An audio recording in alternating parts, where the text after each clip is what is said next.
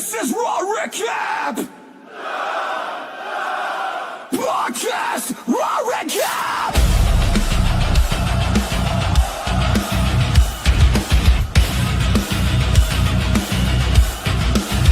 Monday nights, the war never ends. Two men enter the booth, only one truth survives. Yo, I'll turn the volume up. The king's on the mic, Aaron in the building, dissecting the fight from the opening pyro to the final bell. I'll break it down raw, send it straight to hell. Suplex the segments, RKO the takes. If the bookend's trash, then the table breaks. Who's running the show? We are. Who's dropping the truth? We are. Who's got no filter? S7 Wrestling. We are. This is Raw Recap. Savage Wrestling Podcast. We never hold back. Steel chairs flying high. Takes collide. Aaron and Jhontay, Monday night. Ride or die. Raw Recap. Hey. Raw Recap. Hey. Turn it up loud. Feel the impact. Savage Wrestling's Edgar. This is Raw Recap.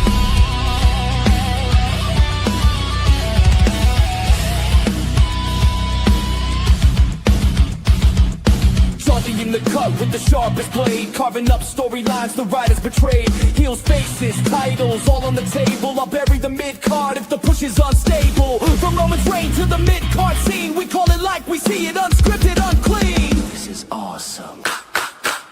You damn right it is!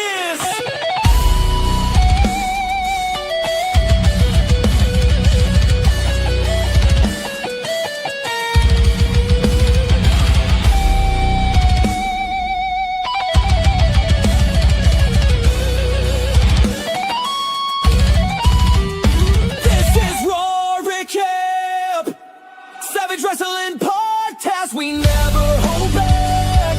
3 hours of chaos, we sort through the wreck. Aaron and Johnny bring the pain on deck.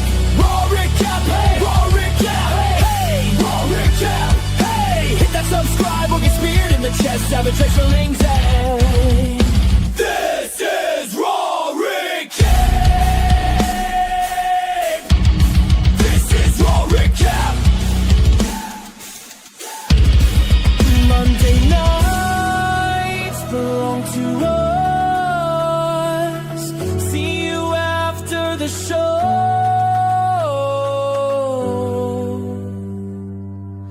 And that's the bottom line.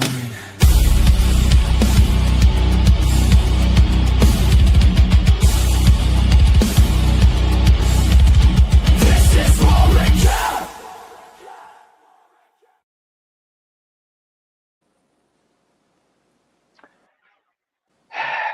Hello, ladies and gentlemen, and welcome to something that had the potential to getting canceled tonight. Welcome to the Raw Recap, ladies and gentlemen. As you can tell, I'm not a happy camper. This show absolutely fucking sucked. I not only fell asleep, not once, but twice during this show, and they're lucky that I'm giving it a D-. I'm Aaron Baker, aka the Loose Cannon, and I am not alone. We have my best friend, Jhontay Davenport, aka Kyo World on YouTube. Thank you, sir. Thank you. Yes, I got to agree with your earlier assessment of Raw tonight, my guy. Not their best outing. I realize every show can't be a home run. I get that. But the go home Raw heading into John Cena's final match, let's just say some things were left on the table. But I don't know. We'll get into that. But first, I mean, before we get into Raw, there was a NXT show that I know you want to get into a little bit. Do you want to start there? Yes, we can start with NXT Deadline, which took place over the weekend. And I gotta tell you, this show blew Survivor Series and Blood and Guts and this current Monday Night Raw all out the water. So the opening contest, which is actually kind of a shock to me, was Ricky Saints versus the returning Obafemi for the NXT Championship. If you don't remember, Ricky Saints defeated Obafemi at No Mercy, and then defeated Trick Williams on the November 11th episode of NXT. What'd you think? So yeah, I do agree. It was pretty surprising for them to open up the show, with the NXT Championship being on the line. But with that being said, if you're gonna have I kind of consider the NXT Championship kind of like a world championship. So if you're opening the show, if you're closing the show, doesn't really matter to me. I mean, I think if you're the opener or the closer, still an important spot to be in. Now, there's also a caveat that you forgot to mention that was also attached to this match, leading into this NXT Championship match. It was announced that the winner not only would be the NXT champion, they would also be facing Cody Rhodes at Saturday night's main event, which is obviously the host of John Cena's final match. So a lot on the line here. They went 17 minutes, 17 seconds, and Obafemi became the new two-time now NXT champion. I thought the match was great. Ricky Saints got a little too much offense, I think, in my opinion, just given the whole story that, okay, you beat him at No Mercy. He goes back to the homeland, he trains, he's regrouped, and now when he returned, I told you this when he returned, it looked like Obafemi ate Obafemi. I mean, the guy somehow got bigger, even looking more of a tank. And so I kind of thought, Obafemi was going to come in this match and not like necessarily manhandle him the entire time, but make it, a little less competitive than it was, but still didn't hurt the quality of the match. I think I'll give it about like 3 3/4, 4-star territory match. And yeah, it accomplished what it needed to accomplish. And the ruler is back sitting atop the throne where he belongs. What did you think, bud? Excellent start to the show. I think the right winner needed to win. Well, the winner obviously was the one that I kind of was like, okay, obviously Obafemi is winning this match. And yes, I did forget that the winner of this match gets to face Cody Rhodes at Saturday night's main event. And the only reason why I forgot is because we have to work during SmackDown. So that was announced during SmackDown. Mm-hmm. And we don't get to watch that live. So congratulations to Obafemi. Unfortunate for the elf. Moving on. The Women's Iron Survivor Challenge. Mm-hmm. The competitors, Kalani Jordan, Lola Vice, Kendall Gray, my girl Sol Ruka, and Jordan Grace. So I'm using Bleach Report. So I'm just going to go and give you the pinfalls. So Kendall Gray ends up pinning Kalani Jordan.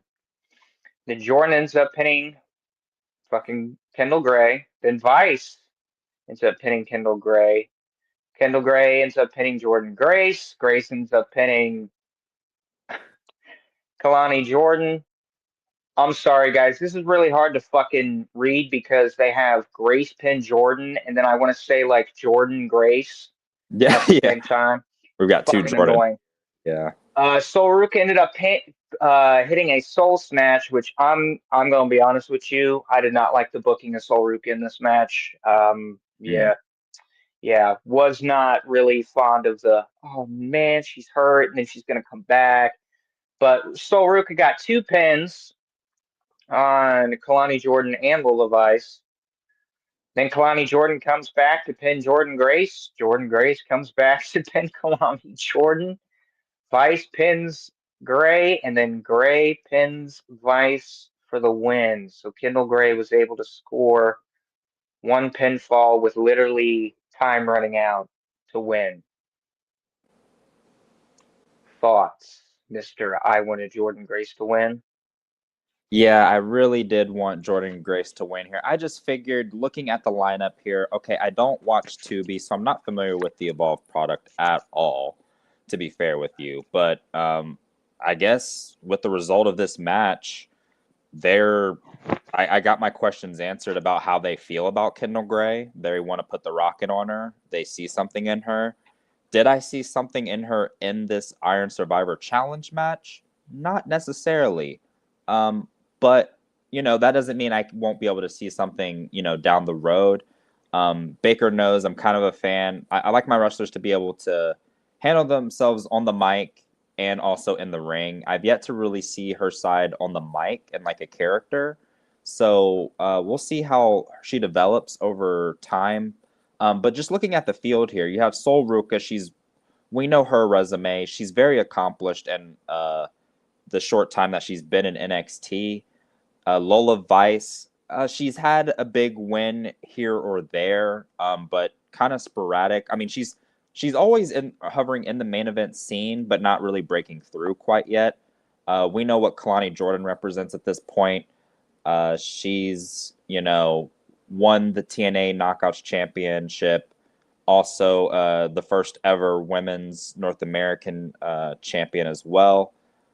She's accomplished quite a bit, so I kind of figured, Jordan Grace, being the dominant superstar that she was in TNA, the run she had with the Knockouts Championship, I thought her coming over was going to be more of a big deal. Because if you really think about it, she kind of opened that whole door with the TNA NXT kind of relationship. She was kind of one of the first, if not the first, to really kind of open that door. So I kind of figured that, they really want Jordan Grace to be a big deal.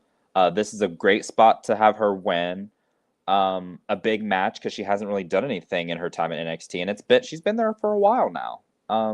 So I was kind of surprised she didn't, but obviously it seems like they really want to focus on her feud with Kalani, which I was telling Baker as we're watching the match. I think I'm starting to come around to heel Kalani. I like the pettiness that she does. I like her facials. She's getting better. I think she could grow into a pretty decent heel.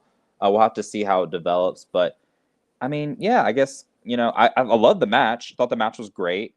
Sol Ruka's booking, like Baker said earlier, could have been better. I don't like that they kind of did the whole teasing the injury thing, and then she comes back out, and it was kind of just weirdly done. But other than that, solid match. I give it about 3.5 stars. We'll have to see about Kendall Gray. The jury's still out. But yeah, it was okay. It was okay. Just because who I wanted to win didn't win the match didn't mean I didn't, enjoy it. So Good. Because this next match, I know that you have a lot of thoughts and opinions on, and I'm going to give a little bit of a backstory. Jhontay has been known to gaslight me a time or two, and he thought that it was going to be a fun idea to go, dude. Well, hold on. He goes, I gotta do this correctly. So we're sitting on break, 2 a.m. break, and it's been a long.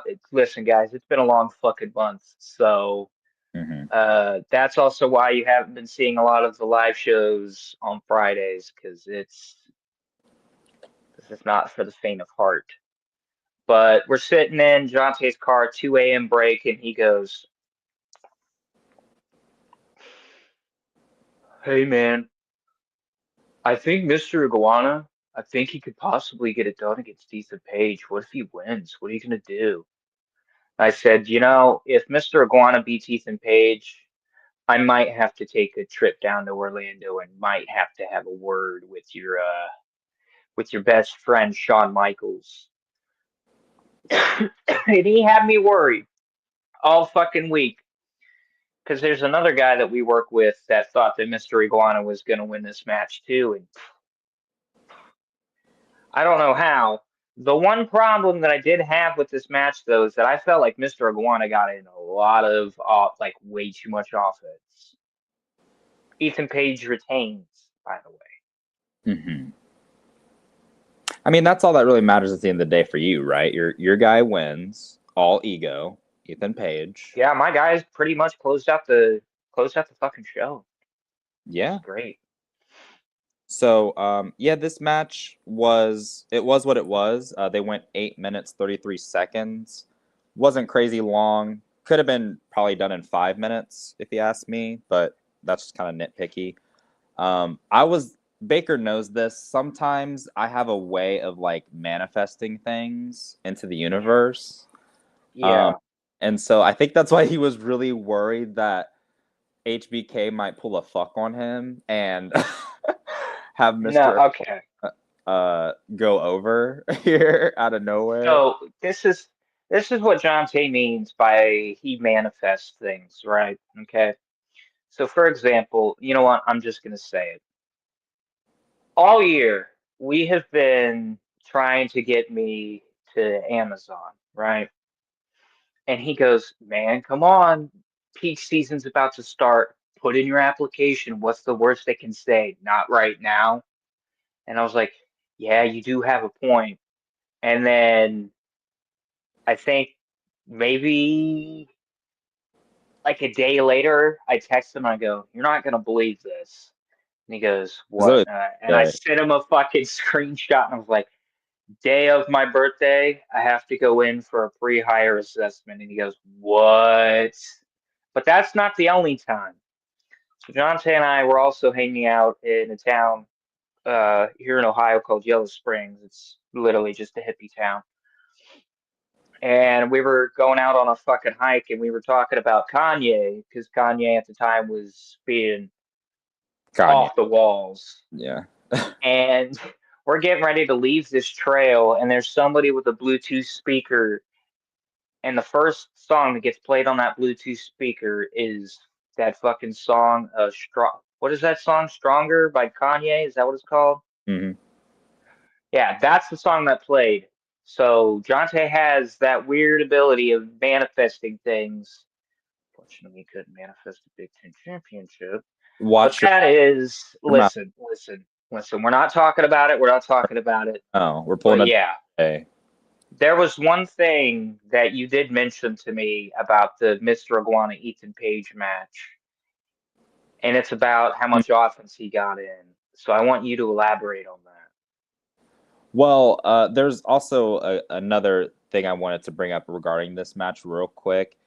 I'm not a huge fan of comedy in my wrestling matches. I understand that throughout a wrestling show, you have to have your, like Dusty would always say, it needs to be a buffet. You got to have something for the hardcores, something for the casuals, some comedy in there. This, that, the third. You kind of need something for everybody, right? And I totally get that. That's fine. I'm okay with that. I love comedy in wrestling done the right way. But like, Eugene. uh, couldn't really do Eugene in 2025. That let's be real. You could just give somebody Tourette's. Yeah. Okay. What? I think you would just get. We got Miles book. Hold on, give me a second. I'll get it later. We'll talk about Miles Bourne later. Yeah, later. I probably give this match probably like 2 stars. It was what it was. Mr. Iguana did get in a lot of offense, I thought, and like doing all the tricks with the iguana and stuff. And he was using it as a weapon, by the way. Didn't get a DQ for that, so they just let that Yeah, slide. Ethan Page had a bitch there with the referee. He's like, "You're just gonna let him hit me with that and not call it a DQ?" Right, like regardless of how hard the object is, it's still a foreign object, is it not?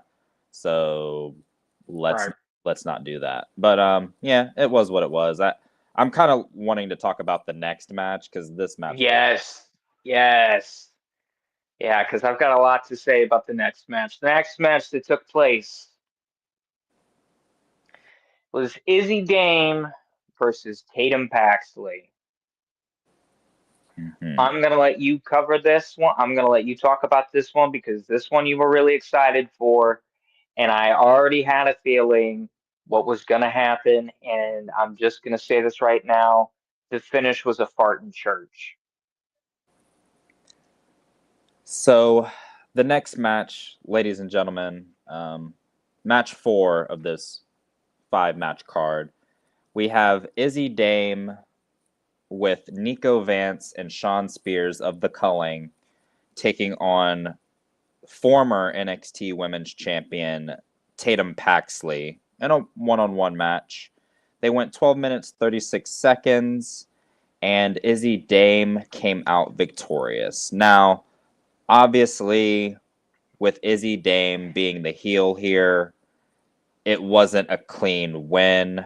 If you've seen the match by now, a lot of mind games being played on the very emotionally vulnerable Tatum Paxley, who I just got to say, every single time I see her, she just keeps moving up my favorite women's wrestler list. Like currently she's, ladies and gentlemen, breaking news, Tatum Paxley's broken into my top 5. That's right. She is in my top 5 right now. Yes, Mercedes Moné's out of the top 5. Let's go. No, I didn't say that. What? Did not say that one. No, she's still in there. But Tatum Paxley, just her facials, her emotions, not to mention her impressive in-ring work, and I love her finisher. I'm blanking on the name of her right now, but I just love how it looks. She has it. Like I just have a feeling she has that it factor, kind of like a Javon Evans, where you can't really put your finger on why you like them. It's just they're them, and you wanna like back them. And she has that like intangible that's really hard to get. And Izzy Dame, for me, she doesn't have that. The match was okay. The match was solid, work rate wise. It was kind of like, kind of 50-50, I would say, until like really in the end, the interference got really out of hand. I'd probably give it about, 2.5 stars. Wasn't like world breaking, but anything. Sad to see Tatum lose, honestly. But I do want to kind of give a glimpse on what I think is probably next here, because while watching the show, they had shown that Hank and Tank had gone to Japan.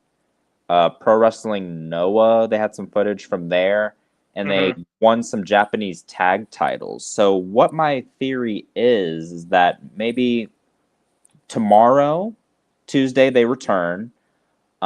Maybe they come to the aid and provide some backup to my girl Tatum Paxley, because she obviously needs it right now. She's outnumbered. She's been betrayed by who I think she really became attached to Izzy Dame.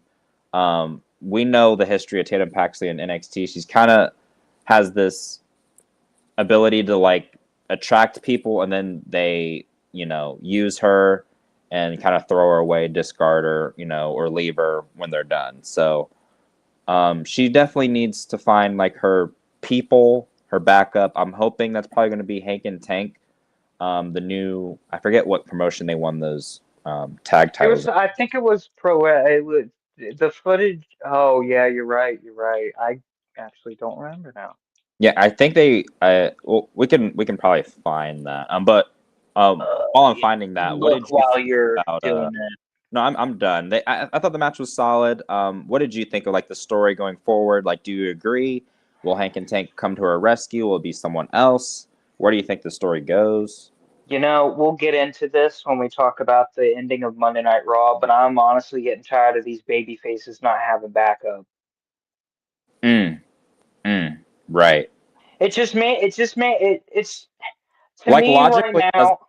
Logically, it doesn't make sense to me, right? Like, how are all these heels like cooperating perfectly together, like coordinating, and then when a baby face is getting jumped, like did we leave the show already? Are we on to the next town? Like, are we just watching this in the locker room? Like what are we doing here? Yeah, it's just something that fucking. Oh, they are currently the GCH Tag Team Champions. GHC, yeah, I just pulled it up. The GHC Tag Team Championship, and those are It's Pro Wrestling Noah. Yeah, My bad. Didn't mean to step on your thunder.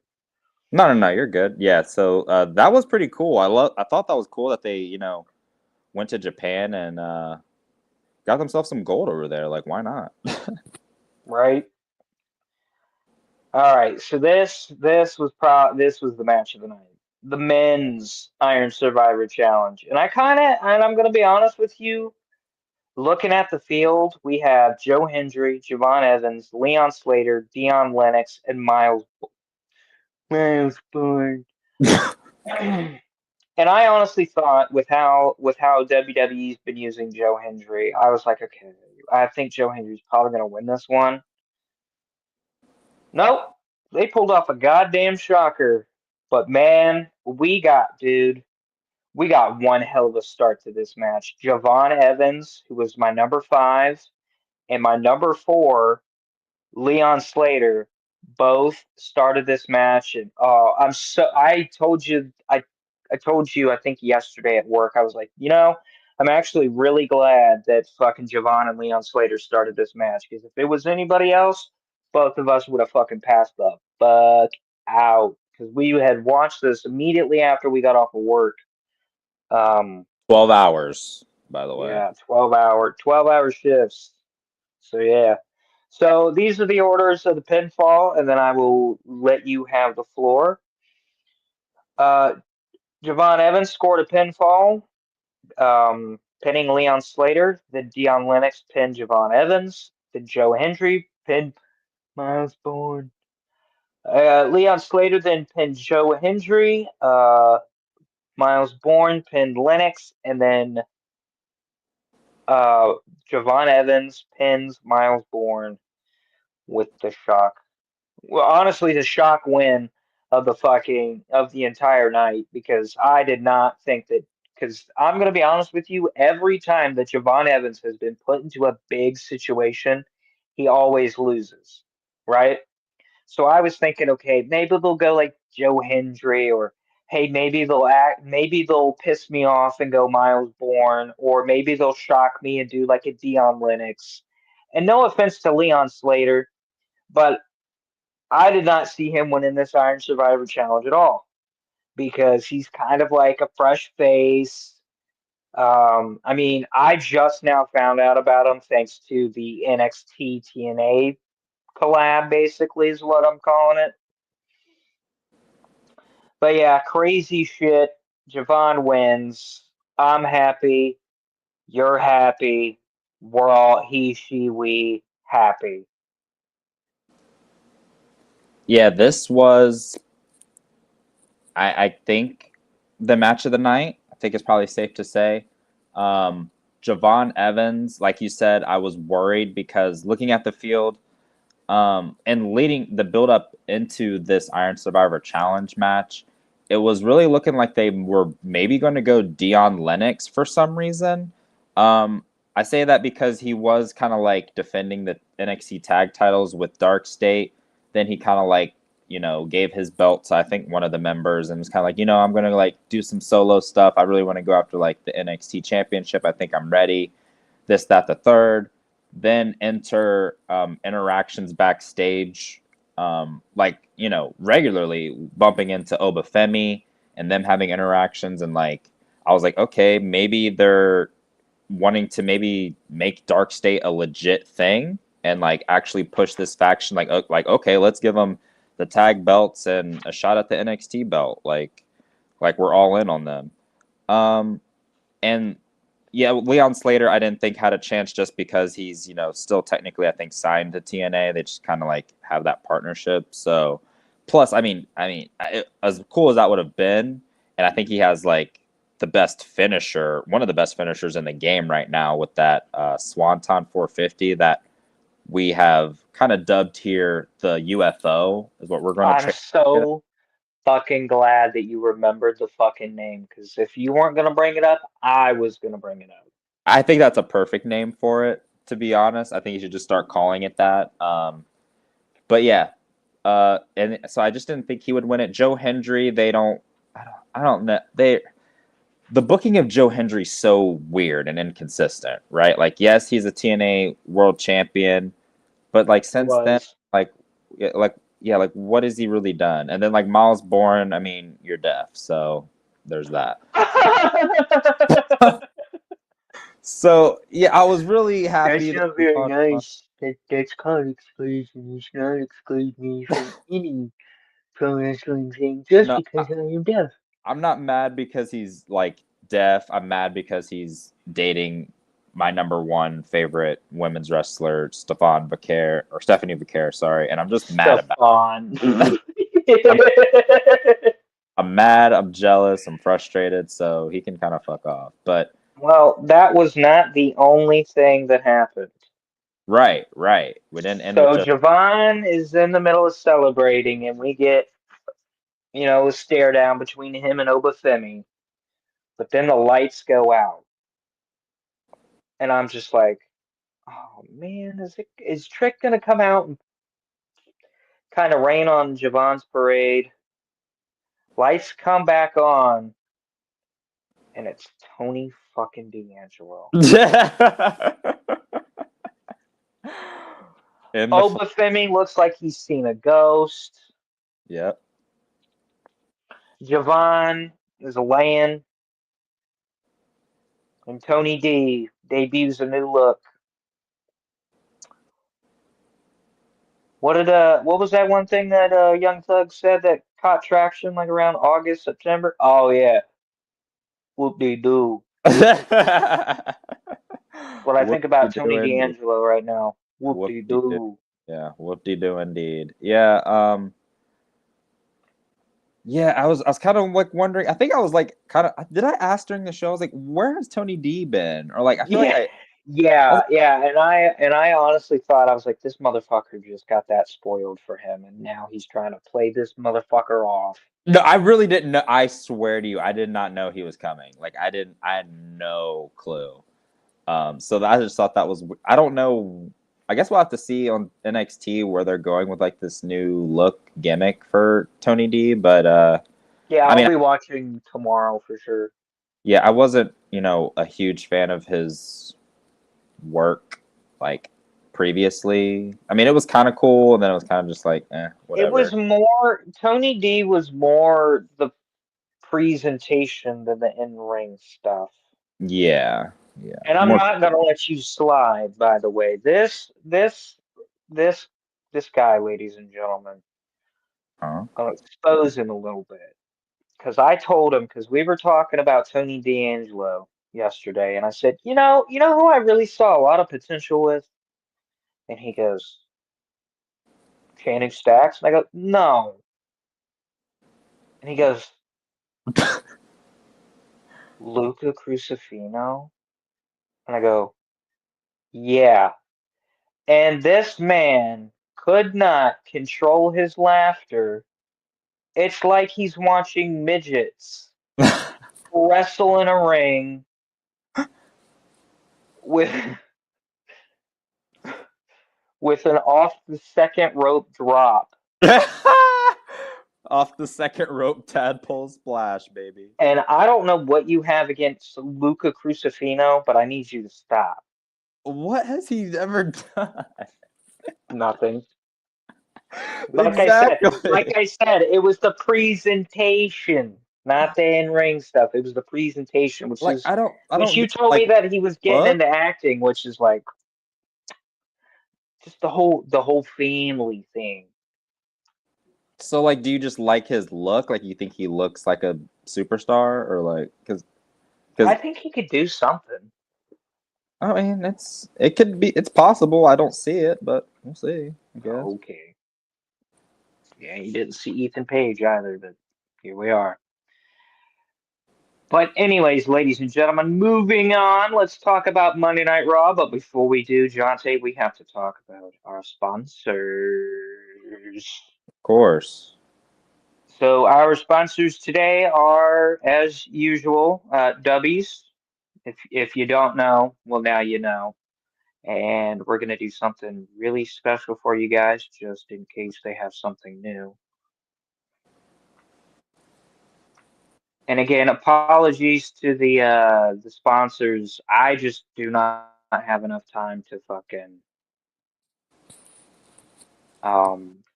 Busiest time check of and the see year. if you have any like new products or anything. Busiest time of the year right now. And apparently this page does not want to load today. Oh, there we go. There we go.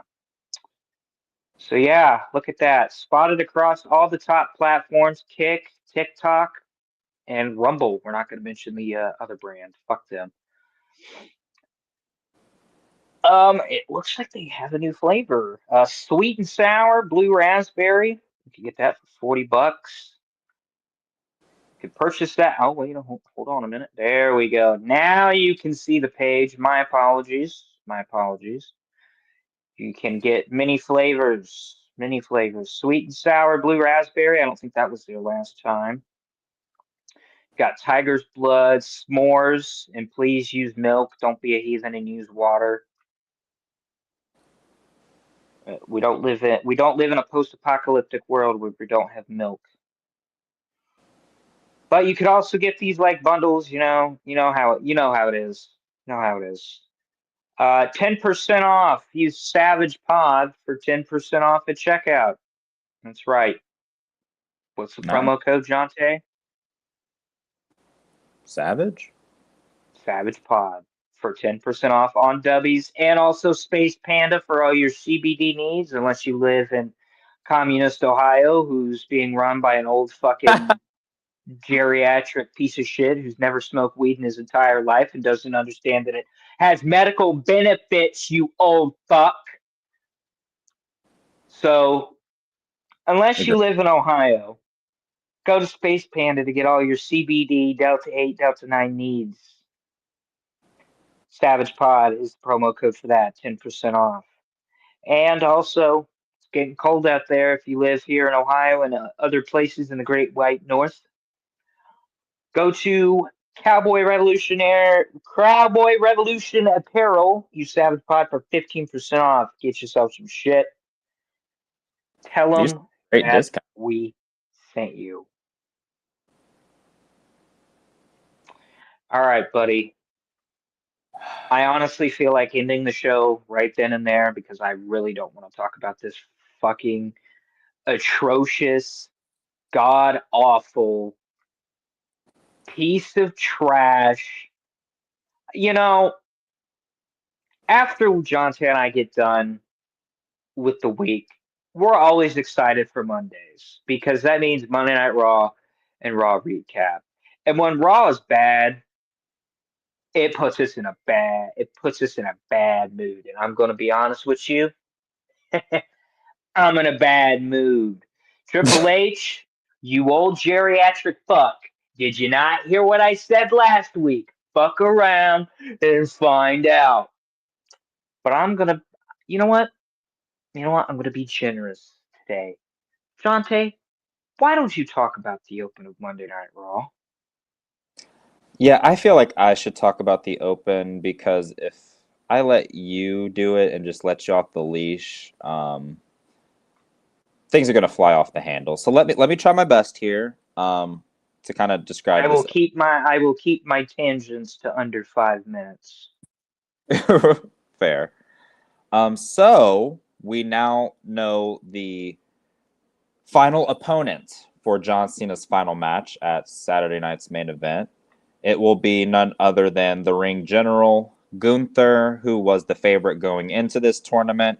Wasn't really a surprise. I'm not going to go into too much at length of how we feel about the tournament and how it was run. You can watch our previous episodes to find how horrible we feel about how this tournament was handled. But Gunther makes his entrance, looking like the stereotypical Bond villain that he is, and he, kind of just told the fans to not get their hopes up because Cena's not going to be there, although they tried to chant, "We want Cena," manifesting him to be there. Not happening. He has one date left, so nice try, Kansas City, but even John Cena doesn't want to be there.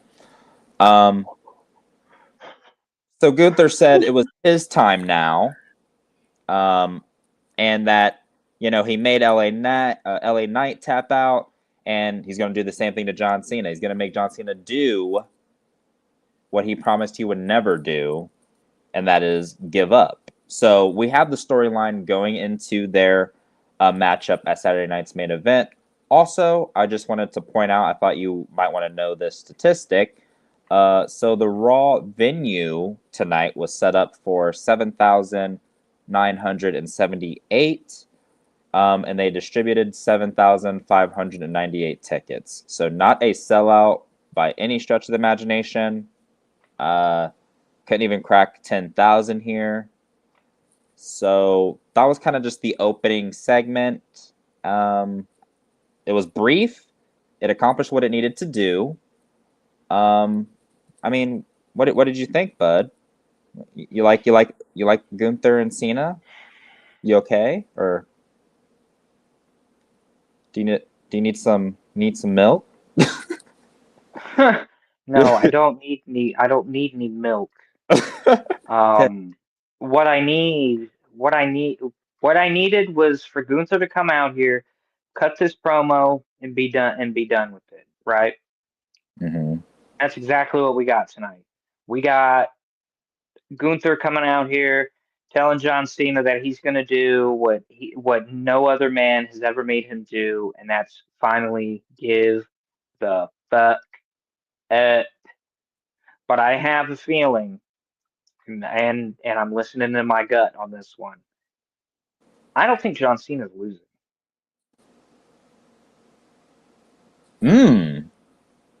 You don't say. I don't think John Cena's losing this match. And the only reason why I say that is because WWE tends to pay more attention, whether they say they don't or not. That WWE tends to pay attention to the online backlash all the time, which is why we only saw Jey Uso have the title for 54 days, because we had all these crybabies. And I will be honest with you, I was one of the crybabies, and I will mention right here, right now, because I'm in the zone. If Jey Uso yeets more than 3 times on my show, one more goddamn time, I'm not finishing the show, and I will not be coming to Raw Recap. I am sick of it. He yeeted at the top of the steps. He yeeted with the little kid. They got in the ring, and he yeeted again. We gotta stop running it back. At the very least, running it back. It was cool the first 2 times you did it, and now every time you did it, I'm rolling my eyeballs and asking, can we please stop? see, if you run it back every week, it's not special anymore. When you run it into the dirt, run it into the ground every week, Jay, yeah, I'm talking to you. You lose the luster of, oh, you want me to run it back? You want me to run it back? I'll do it. Run it back. Like, no one cares. I don't care. It's not over anymore. You're doing it in War Games matches. You're doing it 3 times just to make it into the ring. And not only that, your whole, I think they might even had an ad break during this, mind you. And you have the New Day and the tag team champions in the ring waiting for you. The disrespect. I'm over it. Jay. We got to stop. First of all, just stop. I thought you were going to be more serious. I thought that's where we were going with his character. But he seems to just want to yeet all the time. And I said it last week. I coined it. I want it on a t-shirt. I have yeet fatigue. There. Preach. I said it. Sue me. Preach. At me. Having technical difficulties. Anyways, moving on. So there was something that the U.S. that we did not get, Jhontay, that I'll get to here in a minute, because I'm currently looking on my personal Facebook page. There was something that wasn't on our Monday Night Raw feed, and I'll get to that when we get to it. So we move on, and they let us know, because they show Obafemi is in the crowd. Oh, the cool little thing that they also did was to break our hearts. To break our hearts a little is to give us the countdown clock to let us know that you have. At the time that Gunther was cutting his promo, you had 4 days, 23 hours, and about like 50 minutes. Yeah. And they kept showing that throughout the show. But moving on, the first match that we get is Kairi Sane versus Io Sky.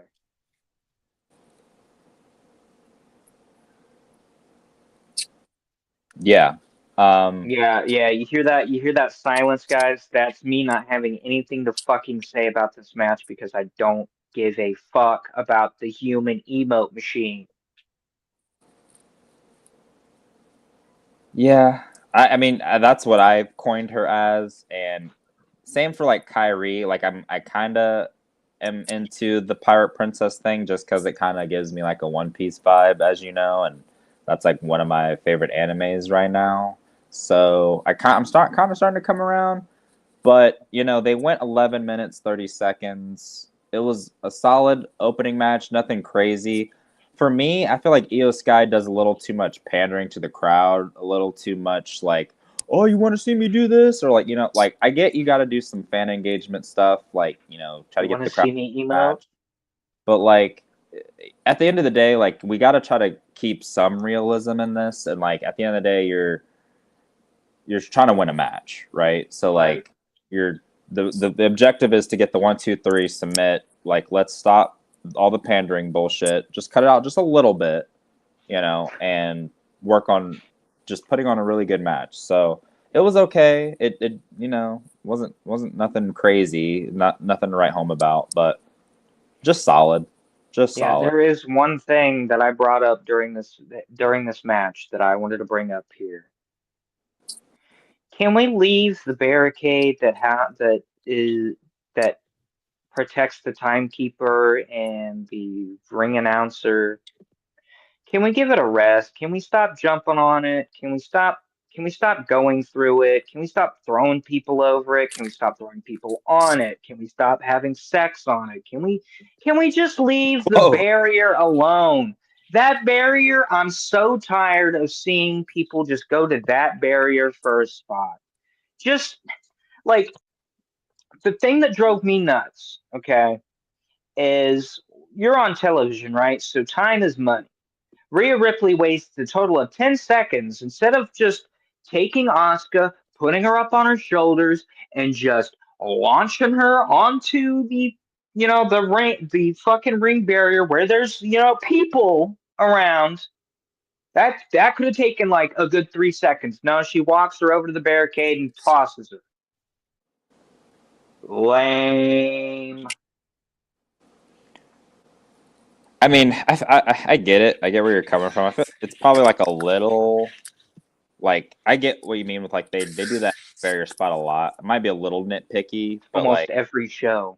yeah, but like I mean they're gonna keep doing that. I feel like too. Like they seem to love that spot. But I mean after this match is when it started to kind of get a little bit more interesting because like anything with the Vision, uh, I'm kind of like my ears kind of perk up. So we see Paul Heyman, right? He's in the dressing room. We got the Vision back there. Braun Breaker, Bronson Reed are seated. Enter Logan Paul.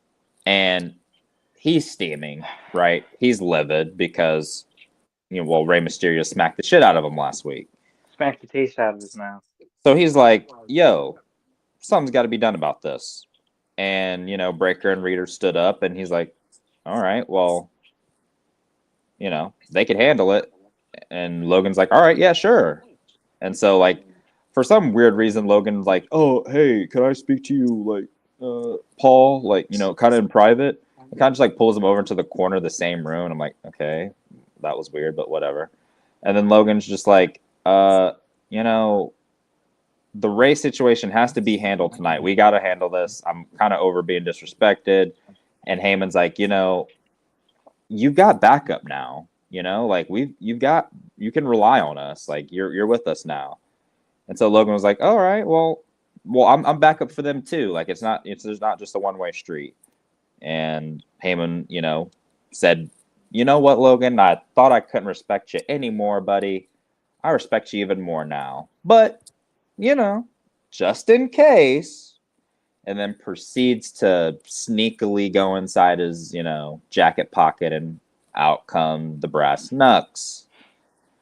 And, hands it to Logan and, Logan kind of just like walks off like, yeah, just in case I need it.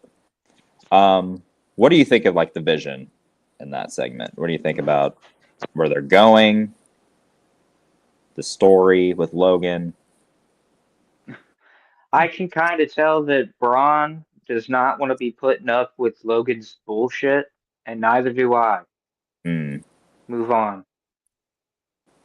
Yeah, kind of bringing unwanted Because issues. this is where the show started triggering me. So I'm gonna take over. So we think that we're gonna get Rey Mysterio versus Finn Balor. Logan Paul's bitch ass says, no, not so fast. Beats up Rey Mysterio. Here comes fucking LA Knight to fucking help him. And then all of a sudden, here comes the masked man. Gives a curb stomp to Rey Mysterio and dips. Lame. Lame. If we're gonna keep teasing, if we're gonna just keep doing this with the fucking masked man, and we're not, and listen, it's been 2 shows now. It's been 2 shows. I no longer give a fuck who the masked man is because I'm tired of waiting. I should have been given my answers tonight.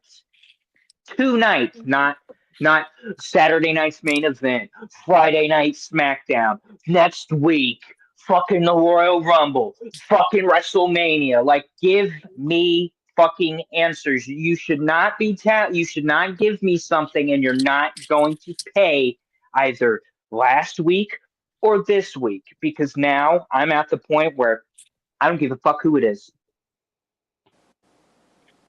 Don't care.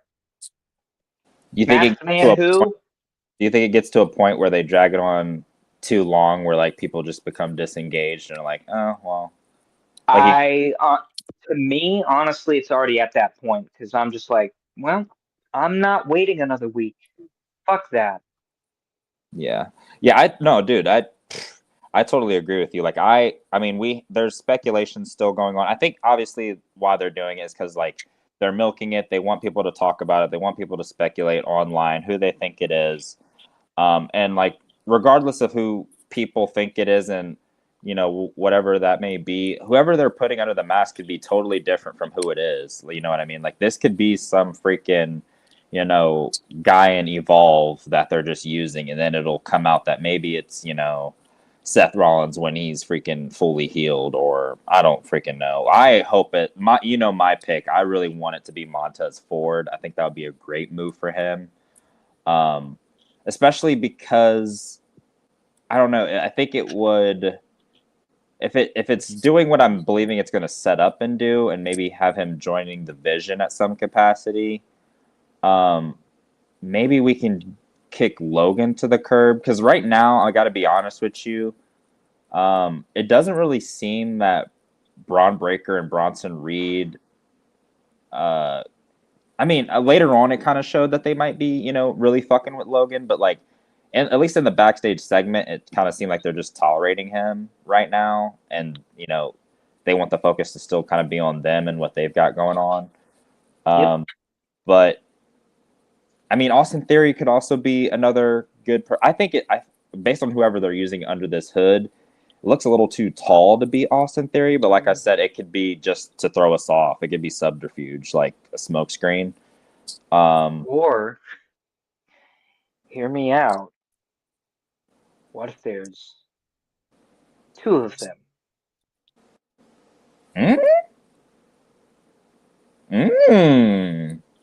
I didn't think of that. I hadn't thought of that. Well, because one attacked Rey Mysterio, and one attacked LA Knight. So I don't know, because listen, WWE's been really weird with how they've been doing these like faction things. You got the fucking Americanos who are now just. I mean, that would be a hell of a twist. Like, everyone's thinking it's just one guy, but like at a big show, you have like 2 hooded figures, and everyone's like, "Wait, what? Like, were they taking turns, like jumping people? Like, what is going on here?"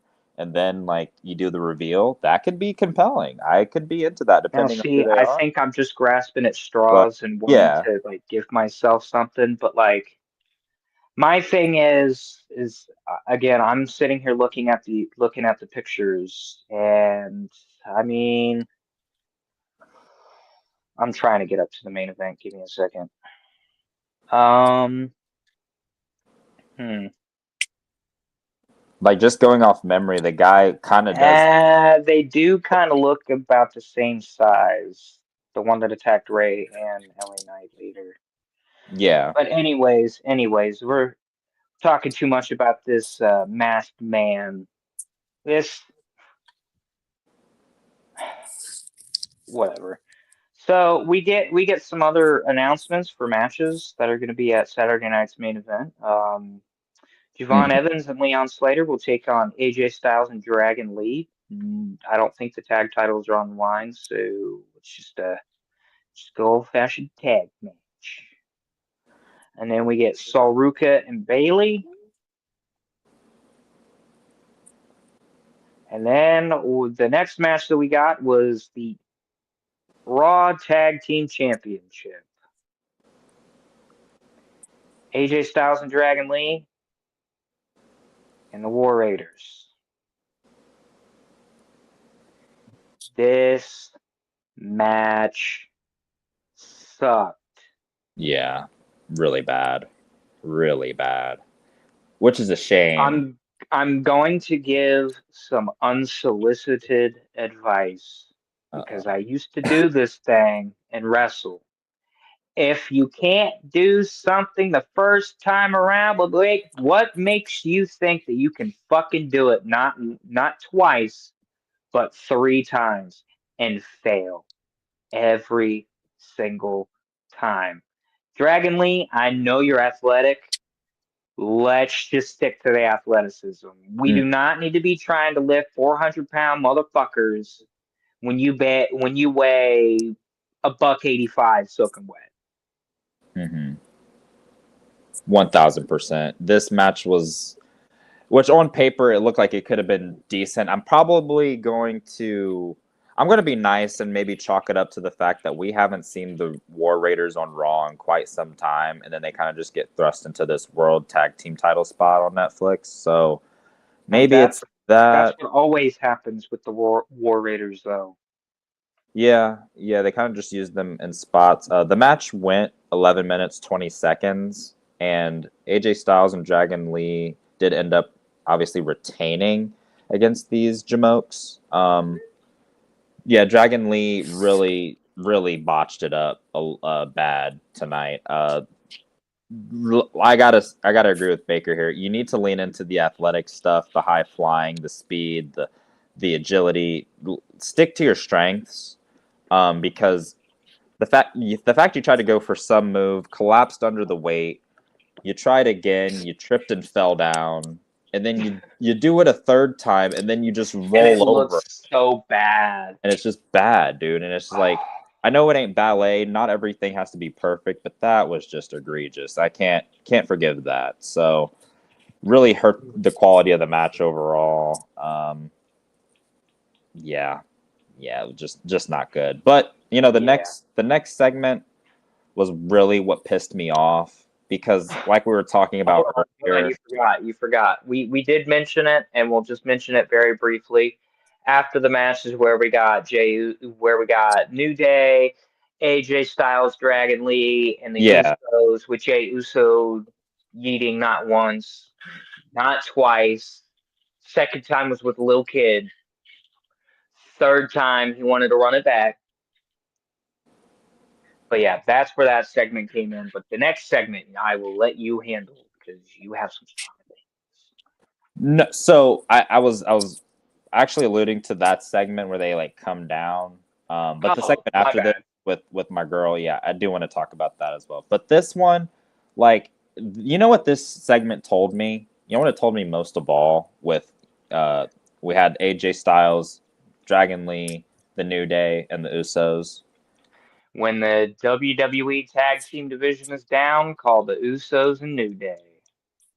It's literally like they just hit the no. So here's the thing: we've said this in prior episodes. The Raw Tag Team Division right now is cooked, right? Dead. It's trash. Um, So, and it's also, I think it's a combination of the division just being utter garbage and the fact that they have lost confidence in Jey Uso as a single star. I think the bloom is off the rose with main event Jey Uso being in the world title picture for now. I think they are going to cool him off. He'll still be over with the kids and they'll yeet till their pants fall off. But at the end of the day, he's no longer main event Jey. He is tag team Jey. And they'll probably get the tag titles again because they let's be honest, the Raw tag division needs a shot in the arm. And we know what the Usos represent as a tag team. And we saw their WrestleMania match against each other, and that shit was whack. So, by default, let's not do them as singles. Let's pair them back up like they were always meant to be, like the twins they are, and let's try to salvage this decrepit, destitute debauchery of a Raw tag team division. That's the overall message of that segment. But enough bashing on the Usos. I've shit on Jey enough. Let's get into the next segment.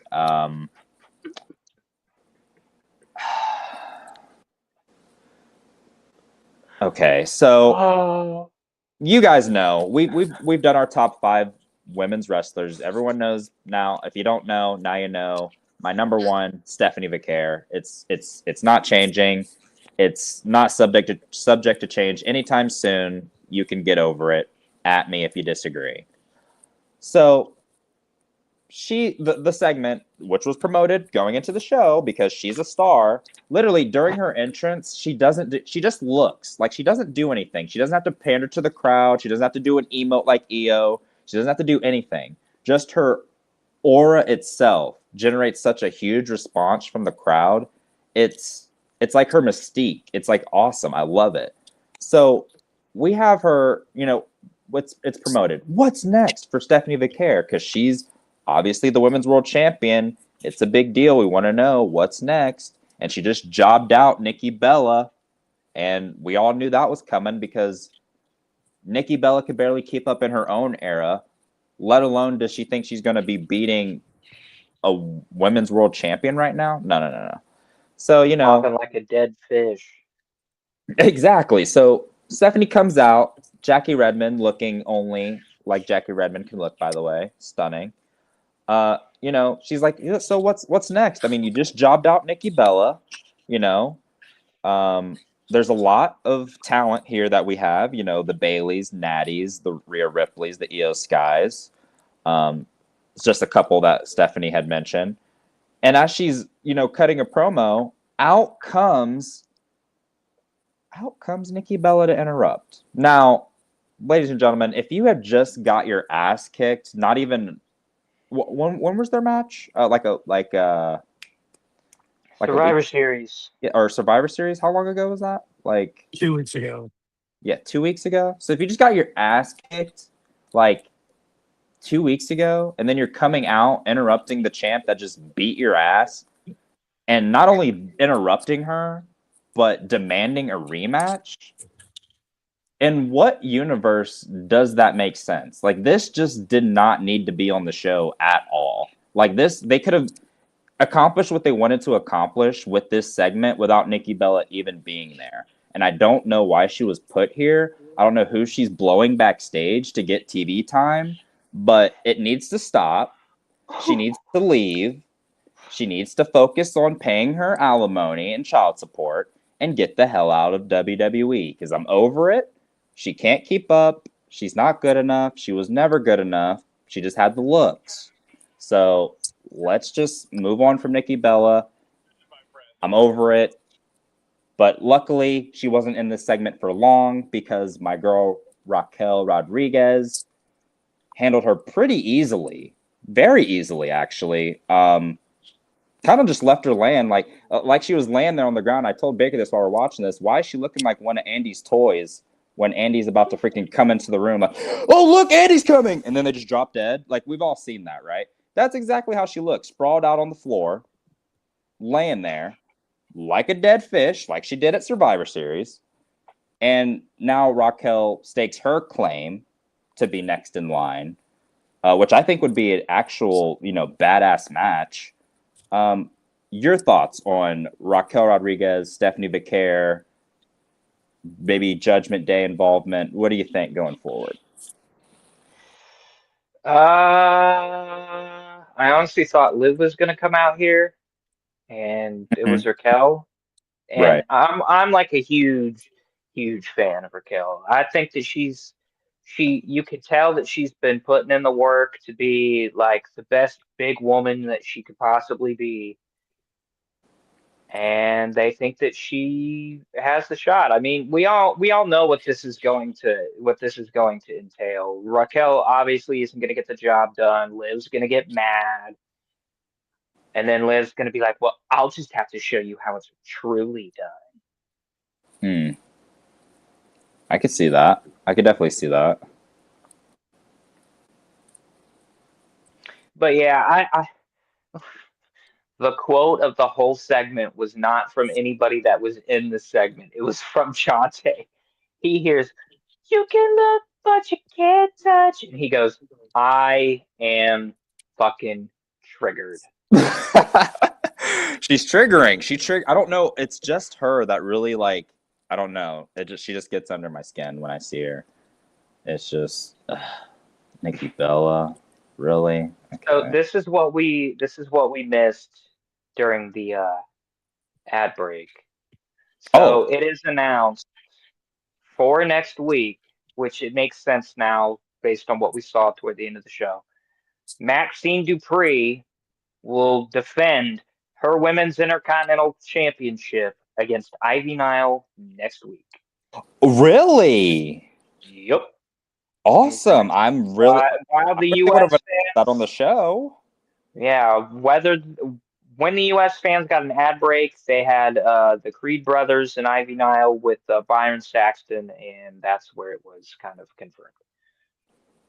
Oh, okay. Okay. Well, I'm glad that you said that. I've been loving the workout vignette videos with Natty and Natty's new persona. Dude, I'm really looking forward to her match next week. I want to see if this is all just, smoke and mirrors, or is she really putting in the work? I know you're excited. I know you're Oh, yes, sir. yeah. Yes, sir. Let me tell you what. I think she can get it done. I think Ivy Nile will. Here's the thing. Okay, Ivy Nile and Natty Neidhart, pretty much same moveset, right? Same build, everything. Like Natty's a little bigger, a little more muscular than Maxine. Ivy Nile, more muscular, bigger than Maxine. And I think Maxine's gonna make her tap out. I have a feeling we will see Ivy Nile tap out next week. Yeah, I think that's the way to go. I think If WWE wants to establish Maxine Dupree as a new star, she needs to tap out Ivy Nile. Because if she doesn't tap out Ivy Nile, then these vignettes have meant nothing. yeah, I would agree. You got to make her a killer, and the best way to prove that you're a killer is making people tap out and submit. So, the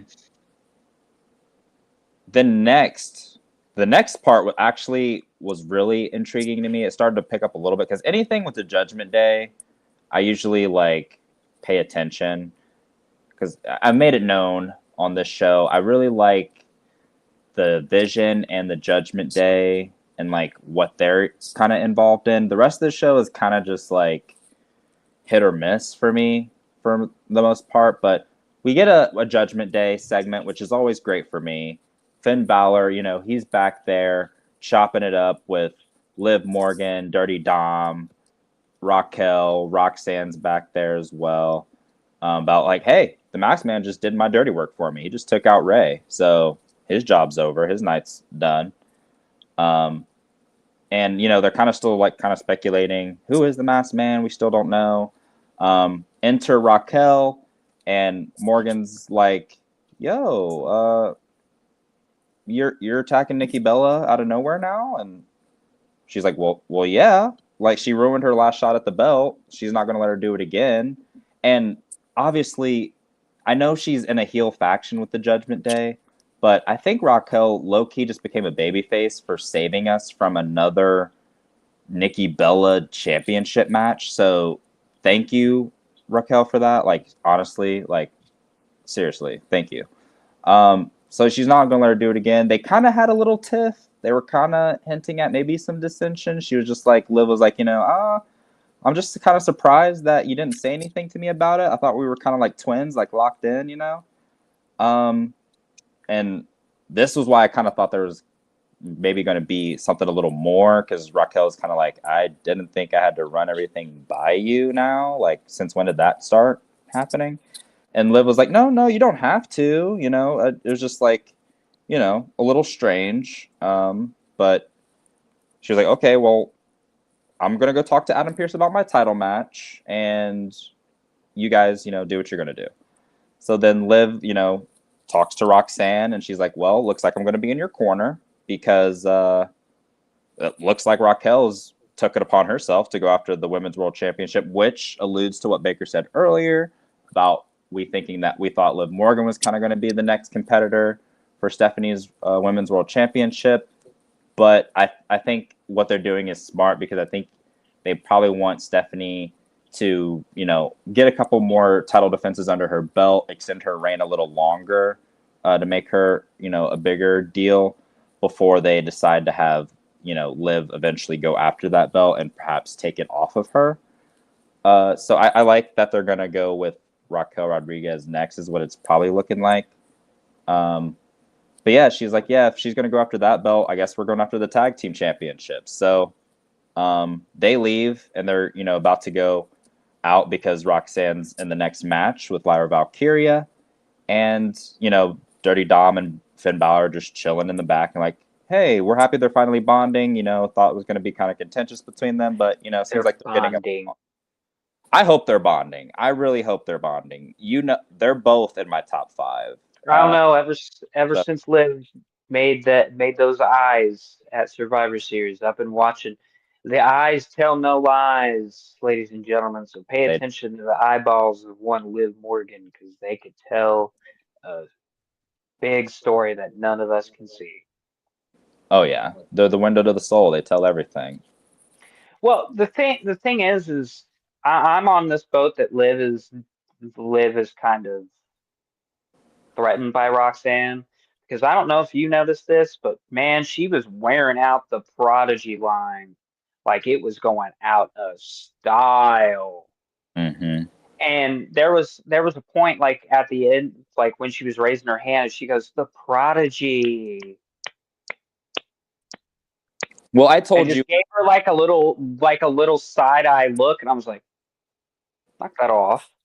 Yeah, I had kind of told you before, like a theory I had about why. Oh yeah, you told me about this in the car. Tell the fuck it. Yeah, go ahead. Sorry. So my theory, right? So we were kind of theorizing when Liv made her big return at Survivor Series, right? First of all, awesome return. Didn't think it was going to happen there. Thought they'd save it for a bigger stage like Royal Rumble or something, but really cool moment. But we were just kind of like questioning, why is she kind of being like overly dominant on this return? Like, she's slapping Dominic at Survivor Series and then kind of jumping in his arms, and then she did it the next week or the next show on Raw. She like did the slap thing again, and it's kind of like, I don't know, kind of like toxic, abusive relationship. I'm not sure if she like, my theory is that she's sitting on some information that she knows about Dirty Dom and Roxanne that he doesn't know she's privy to. I mean, Baker, when we were talking about this on our break, I mean, any woman who's given, someone's man chicken tendies, first of all, that's a red flag. We need to cut that off, stop that shit immediately. But that could just be a precursor to maybe some things happening behind the scenes. So I don't know, just something to keep my eye or everyone's eye on, just how Liv reacts with the Judgment Day overall, her overall reactions with everyone in the group. I think it's something that people should definitely keep their eye on. just pay attention to, because I think everyone kind of feels, and maybe on paper, on the surface, it looks like Dominic is the leader of the group. But really, is he? Is he? I don't know. I'm thinking it might really be Liv Morgan here. That's my thoughts. 100%. So Roxanne Perez beats Lyra Valkyria for Lyra. And then moving on, main event, LA Knight, Logan Paul. Gonna be honest with you, Jhontay and I saw this match live at SummerSlam 2024 for bigger stakes.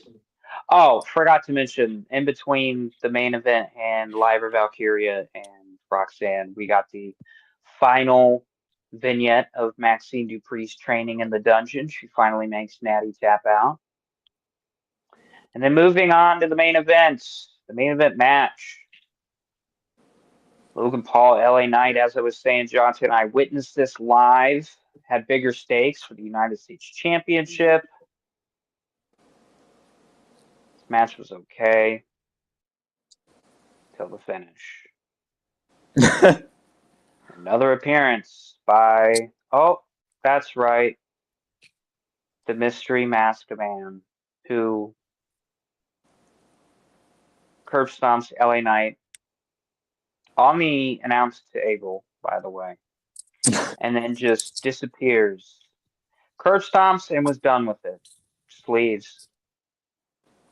So I told Jhontay as soon as this match was over, I said, I'll talk to you in a little bit. And I'm setting up for the show and I hear him go, wait a minute, the show's not over. And I was like, what? And he goes, the show's not over. Paul just took the microphone. I said, oh, okay. So what did you think of the main event match, buddy? So, just in case anyone was curious, the Roxanne Lyra match went 10 minutes, 15 seconds. Roxanne won. And the main event match lasted about roughly 13 minutes. So the main event was what it was. Like Baker said, we'd seen this match before on a bigger stage for bigger stakes at SummerSlam 2024. And it was a better match than this match. Not so good, especially with the Mystery Man interference. I honestly, it's okay. So obviously LA Knight's out of the tournament. He did the job to Gunther, and now he's doing the job to Logan Paul. And when we're about to talk into the next segment, we'll get into like what happens to LA Knight later. It's really just got me asking, like, I come out of this match with just like one question, right? Who did LA Knight piss off? Like, backstage, is he rubbing people the wrong way? I'm not really understanding the booking of LA Knight currently. We're just continually just having him hover around kind of like the main event scene and not really ever pulling the trigger with him. He's not getting any younger, so if we're not going to have him be like a substantial player in the main event, you might as well just drop him down to like the mid-card scene and just have him stay there, because like this is kind of getting ridiculous. I mean, he's losing over and over. He's getting beat up, getting left laying, just disheveled. According to like what we see later, it looks like he's probably going to be out, probably for the foreseeable future. I don't know how long. Probably at least a couple weeks. Like, what are we doing with LA Knight? Like, do you have any idea? Like, is this like part of something bigger that I'm not seeing with him, or do they just don't give a fuck about this guy? It's just like, let's just, because he seems to be relatively over. They chant his name. They're loud for him. But, like, he can't really seem to break through. Is he just doomed to be a main event jobber? Like, what's the deal with LA Knight? I'm about to say something super controversial that could get me in a lot of hot water, but I'm going to say it anyways. But at first, I'm going to take a hit from the Phoenix.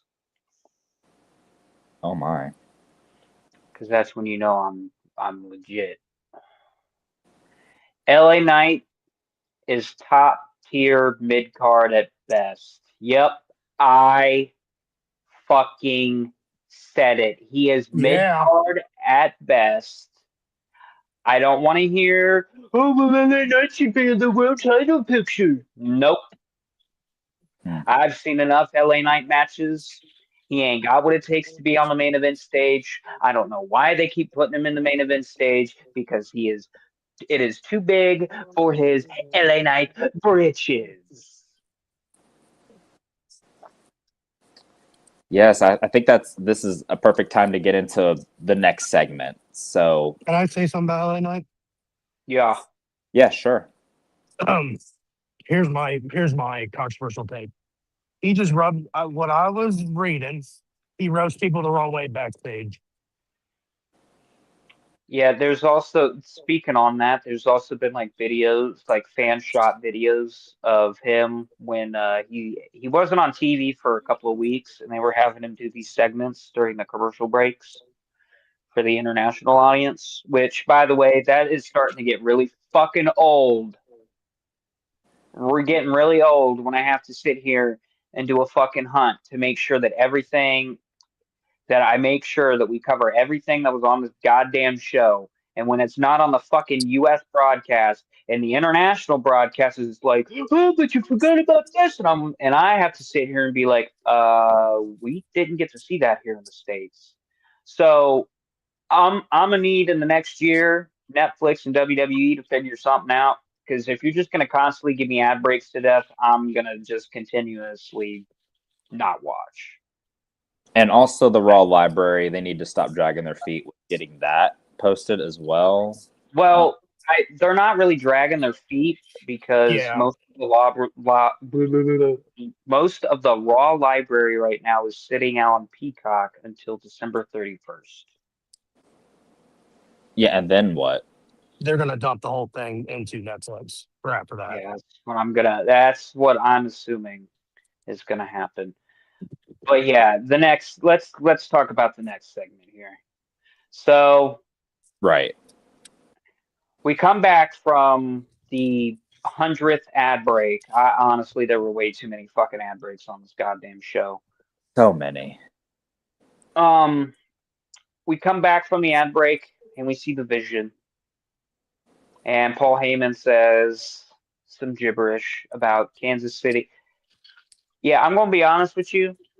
This Kansas City crowd did not help. I get it that your Chiefs stink this year and right now currently have a losing record, by the way, since And Travis Kelce playoff and Taylor Swift contention. announced.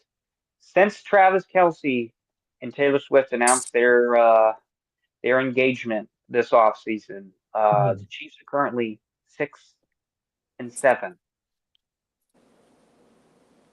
So yeah, have fun with that. But yeah, Kansas City felt a little dead. I wanted to bring that up. But anyways, we come back from the ad break. Paul Heyman addresses that on January 5th, Braun Breaker is going to defeat CM Punk and will take his rightful place as the new World Heavyweight Champion.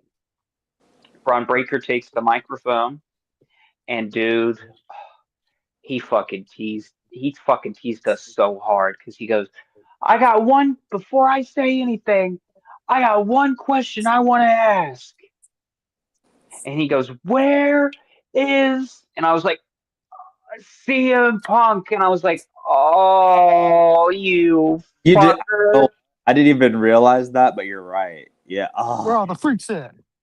No, Jhontay thinks that he needs to start off his promos with saying, where's all my dogs at? And I want everyone to just bark like woo woo because it's already on his shirt, like it's already been established. I think he needs like a tagline like that to kind of get the crowd behind him before he goes into the promo. I just need him to yell one thing. He's fat. This one time. just fine. Hold up. Because I could hear Scott in his voice. Right? It's scary. But back-to-back week, man, he's knocked it out the park on the mic. Wouldn't you agree? Like, I mean, his He has the thing that makes Braun Breaker so special is that when he gets flustered, he makes it into something. He doesn't He doesn't goes like right through stutter on it. the microphone. You can see like when he gets ahead of himself and he gets flustered, that's when he starts doing the fucking tweaking and shit. So yeah, Braun Breaker basically tells everybody at home and at the live crowd, well, the dead crowd, he doesn't want the nice guy CM Punk. He wants the old CM Punk. But that's not all he said. Said something out of pocket. Braun Breaker requests that CM Punk bring back the old Punk for their match. He wants 2011, 2012, 2013 Punk, a man that was feared in these hallways, a man that held the WWE title for 434 days, a man that at WrestleMania 28, even in a losing effort, had the best match of Old Man Undertaker's career. He says on January 5th, he's going to break Punk with a spear. He's going to take his title, and he's going to take his wife.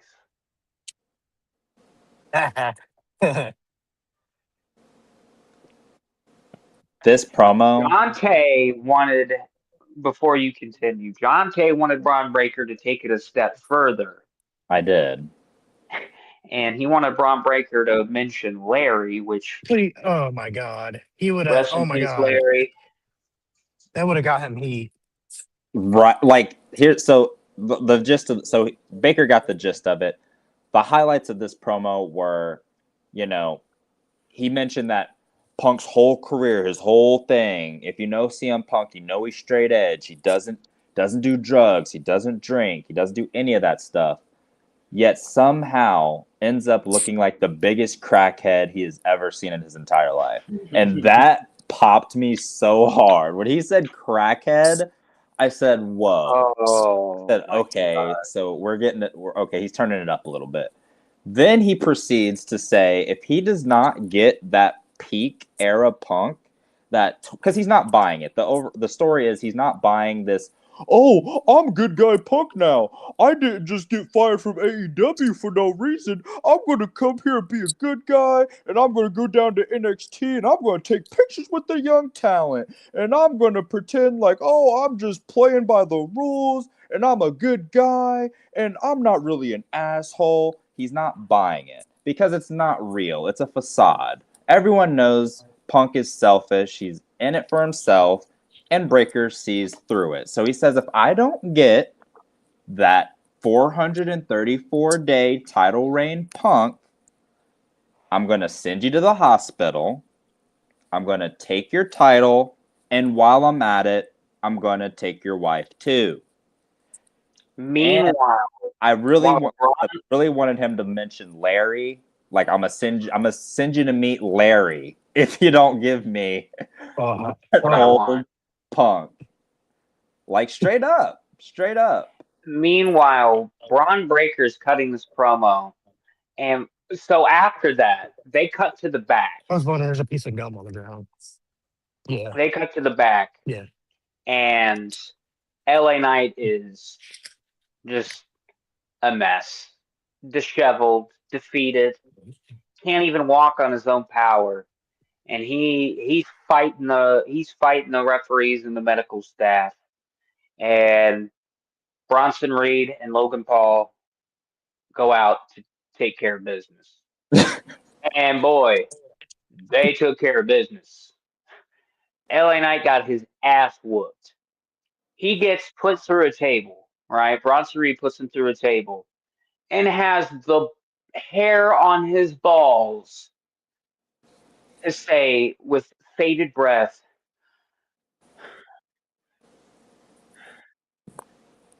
"You look like a couple of bitches to me." So that triggers Bronson Reed and Logan Paul to take it to the extreme. And whoever's rental car that was, I hope you got a fat stipend from the WWE so you can explain why there is a giant dent in your fucking roof. Straight up. But honestly, I have a feeling, now hear me out. I have a feeling like WWE probably like went to like local law enforcement and was like, hey, if there's like a car that you don't really want and we can like use for something and we can like trash and give back to you, or like we could just send it to the junkyard or whatever. I feel like that's what they did, but whatever. LA Knight gets tsunamied on the hood, on the top of this poor Chevy SUV. Jhontay says that he's been written off TV, and I'm going to have to agree. Because we closed the show with this, okay? We closed the show with this look. Give me just a quick second here to share the screen. We end the program with this look.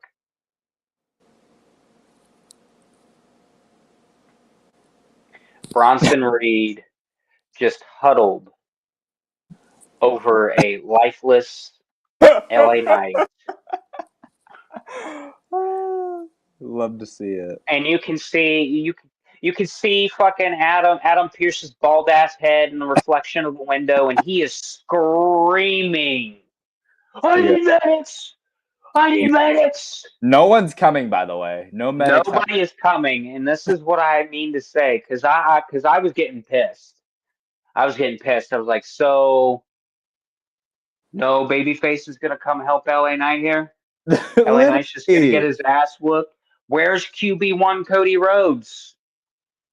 Couldn't give a fuck less. Where are the Usos? Somebody. Like somebody. But yeah, this is how Monday Night Raw goes off. Goes off of Netflix. Gonna be honest with you, and Jhontay and I were talking about it after the show went off air of what we were giving it. Well, we were debating what grade we were giving it while LA Knight was getting his ass beat. And I said, okay, this segment, because I told him, I was like, nah, fuck this. This show gets a fucking F. And he goes, oh, really? There was nothing on this show? And I said, no, the show didn't really progress anything. I mean, guys, we are about to be in the build for the Royal Rumble, and like we have like nothing to go on. And John Cena said it on Joe Rogan after Saturday night's main event. There's 3 weeks to the Royal Rumble. We haven't. The only thing we know is that it takes place in fucking Saudi Arabia. Whoop-de-doo. Yeah. Yeah.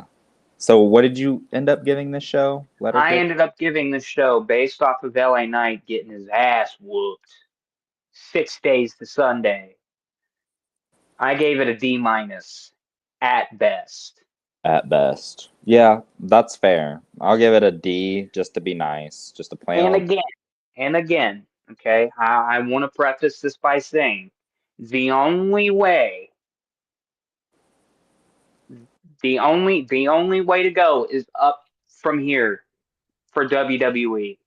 I get it, they're kind of time crunch with John Cena's last match, and we're kind of trying to finalize some things. But it would have been kind of nice to see, we did get a little interaction with Sol Ruca and Bailey. Javon was in the crowd. It would have been really nice to get a little interaction with Javon, AJ Styles, and Dragon Lee, but, they were preoccupied with Jey Uso yeeting 3 times, so couldn't be bothered with that. But yeah, not a good Monday Night Raw, gonna be honest with you. It's pretty bad when I'm high before the show starts, and before the end of the first segment, sober Jones. Yeah. Never want to be in that position. Yeah, it was a D show. It was a D show. There's no ifs, ands, or buts about it. I mean, when the best part of the show is a promo segment, and the promo segment wasn't even executed properly because they kept flashing backstage randomly to LA Knight, like, "Oh, I'm not done yet. I still have some fight left in me. I'm a babyface." And then they go down there and they go out there and beat his ass backstage. I'm just like, okay, like this is obviously edited poorly. I mean, it's the best part of the show, but even though they didn't even execute the best part properly. So, yeah, I can't give it higher than a D.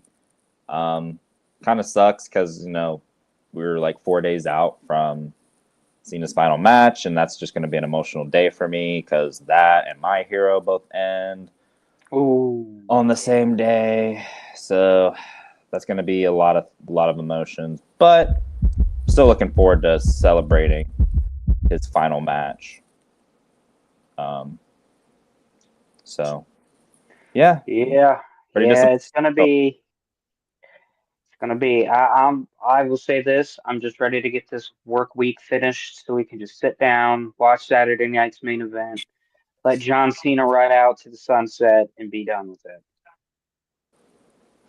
Oh, did you want to? I don't know if you said it earlier, but did you want to say what you thought about how that match was going to go with Gunther? Oh, did I mention that on here yet, or did I mention that in the party? I mentioned that already. I said that John Cena. I think Cena's going to win. Oh, I didn't know if you did it on here, but yeah, I think I'm starting to come around to that. Honestly, you might be onto something. Well, because the last time that we had like a really major retirement where somebody got to wrestle their last match, the one that comes to memory is Kurt Angle, and they had Baron Corbin retire him, and the fans hated it. That was disrespectful. Fans are already not happy that it's Gunther that gets to take on John Cena. So, I mean, why would you want the fans to be? You could send them home with Cena winning. Like let Cena go off in the sunset, let him get a win. It's not gonna folks. It's not gonna fucking hurt Gunther to fucking lose. No, it's John Cena. Not at all. Like, let's stop with the fake crashing out and everything else. And let Sting win his retirement match. Like, it's been done before. So, like, right. Yeah, I think I might be coming around to that camp. Honestly, I could see that. Anything else? No, that was pretty much it. I mean, I just, like I said, I kind of want to cleanse myself of this Raw because it just was not good. Not good at all. Can I say something? Sure. This Wednesday and Friday, I'm going to do the shows. Nice. I don't know if I'll be on Friday because I really don't want you over there. well, fuck you too, son of a bitch. I'll just sleep then. Read my headline.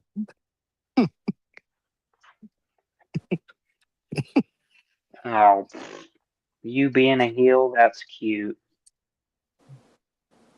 I was going to interrupt your crashing out over the J.U., so I was like, no, I'm going to let him cook. Oh, I would have told you I would have done this. I would have said, no, James, you can speak in a minute. I guess just the Jey Uso thing. It's just it's like you're a female and you get an unsolicited dick pic. It's like we're getting unsolicited yeeting, and I'm not consenting to it anymore. Don't want it anymore. Don't want it. Right. Take the yeeting. Chargers wins. Ew. They beat the Eagles. Gross. Sweet. Gross. All right, ladies and gentlemen, that was your Raw recap for December 8th, 2025. That's the date for Monday Night Raw. Currently it is December 9th, but Monday Night Raw was on the 8th. So, yeah. I'm Aaron Baker. That's Jhontay Davenport. And James. Bye. Bye-bye. Bye. Peace. This is Raw Recap! Podcast Raw Recap!